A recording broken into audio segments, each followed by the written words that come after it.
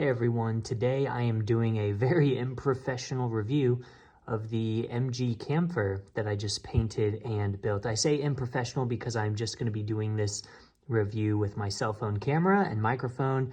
I don't have my computer on hand. Hopefully you guys are okay with that. This is honestly a really cool kit. I believe it's the oldest kit that I personally have ever built. I think it was originally produced back in, gosh, I want to say 2001. I could be wrong though. But this kit still holds up, and I'm going to explain, I will just review the kit, but I'm also going to explain what I did to get it to look like this. That takes a good amount of time, but not a ton of effort. Like anyone, I feel like anyone can do this if you're just looking to take your kits to the next level, especially older ones. As for the build itself, really like this kit. It kind of puts together in its own unique way. Being an older kit, it doesn't have as much of an inner frame as I thought it would. So it was really fun to put together because I wasn't entirely sure how it was all going to get put together and what it was going to look like. That did make painting it a little bit of a challenge because I wasn't quite certain exactly what parts were going to go where and what it was going to look like in the final product. But it's sturdy. I like it. I don't mind it. My only, I have 2 complaints. The rest will just be compliments. These hoses that sort of attach to his hip, which you can see right there, and then go around to his backside and clip up underneath his jetpack. You had to cut those to your own length. And I thought that was kind of annoying because once you cut them, they begin to sort of fray. So I would almost recommend putting just a little bit of paint or whatever you have on hand that's goopy on the ends of it that will dry rather quickly. Just so it's, you know, something solid on the end of that hose to actually work with better. As you can see on mine, I did a good enough job. Honestly, nobody's really going to be able to see that when you're looking at the back of the kit, which is nice. So a little DIY required just for the base kit itself. But honestly, that shouldn't deter you. Anyone can figure it out. I did it with like the nippers is what I used to cut the wire there, and I didn't have any issues with it. Posability is fine.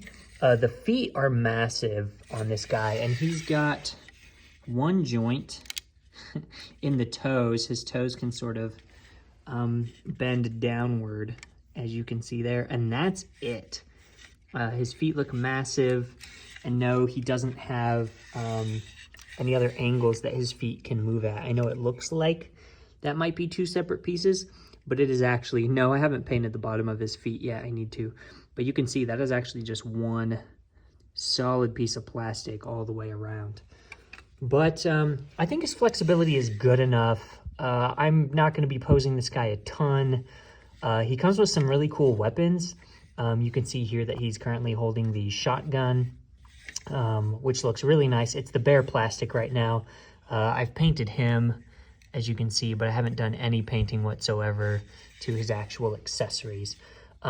His lower arms, they bend at a really kind of goofy angle. So he looks kind of silly holding anything that's, you know, a beam saber or a melee weapon.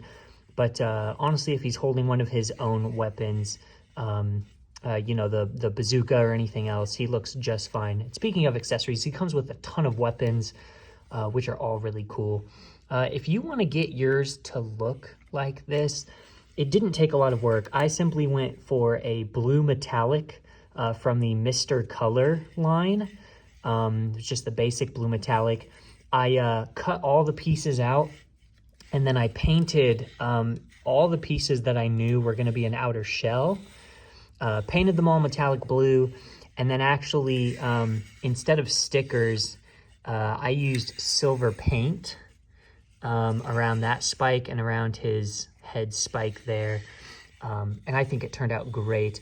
And then what I did after that is I took just some gloss top coat, and I just sprayed everything that was blue. So I did a layer of metallic paint, and then I did a really high gloss top coat over it.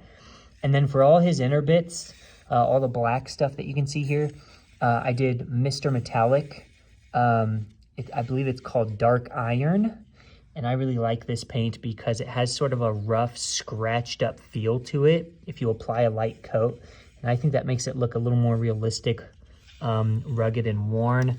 And then for underneath his shoulders here, where it's a little bit brighter, I simply took some silver paint from a silver Gundam marker, and I dabbed like a cotton swab in it and then dabbed it around on that piece to sort of just, you know, dab some extra silver on there. And then for everything that's gold, yes, that is gold. It's not showing up super well in this light, but for all of that, I simply used a gold Gundam marker.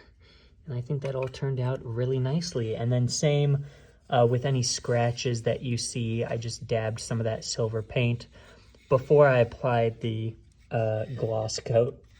I also did some panel lining, as you can see in here, before spraying the gloss, so it all gets sealed in. And all in all, a really nice kit. Oh, and then I did paint some red pearlescent crystal. I think it's called Mr. Crystal paint over the eye there. So when the light hits it, it sort of has a pink sheen to it, which is really cool. So all in all, I'd rate this kit pretty high. It was fun to build, a bit challenging, but honestly, if you're gonna leave the kit as basic as it comes, I really am not a fan of the color and how cheap the plastic looks. But yeah, guys, that's it.